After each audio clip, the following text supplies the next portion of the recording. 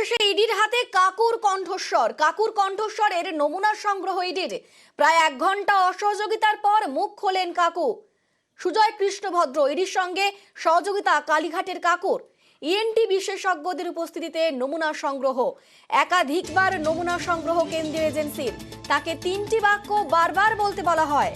আপনার নাম কি, আপনার স্ত্রীর নাম কি এবং আমার সাহিবকে কেউ ছুঁতে পারবে না, এই 3টি বাক্য তাকে বারবার করে বলতে বলা হয়।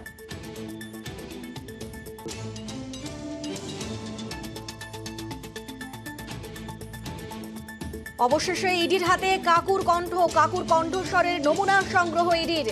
গতকালকেই দেখেছিলাম, গতকাল রাতে প্রায় 1 ঘন্টা অসহযোগিতার পর মুখ খোলেন কাকু। ইডির সঙ্গে সহযোগিতা করেছেন কালীঘাটের কাকু।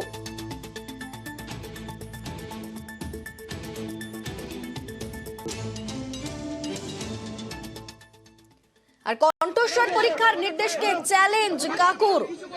বিচারপতি অমৃতা সিনহার নির্দেশকে চ্যালেঞ্জ করেছেন সুজয় কৃষ্ণ ভদ্র। বিচারপতি অমৃতা সিনহার নির্দেশকে চ্যালেঞ্জ করে বিচারপতি সৌমেন সেনের ডিভিশন বেঞ্চে কাকু। মামলায় যুক্ত না করে নির্দেশের অভিযোগ সুজয় কৃষ্ণ ভদ্রর, যে কারণে বিচারপতি অমৃতা সিনহার নির্দেশকে চ্যালেঞ্জ করে বিচারপতি সৌমেন সেনের ডিভিশন বেঞ্চে গেলেন কাকু।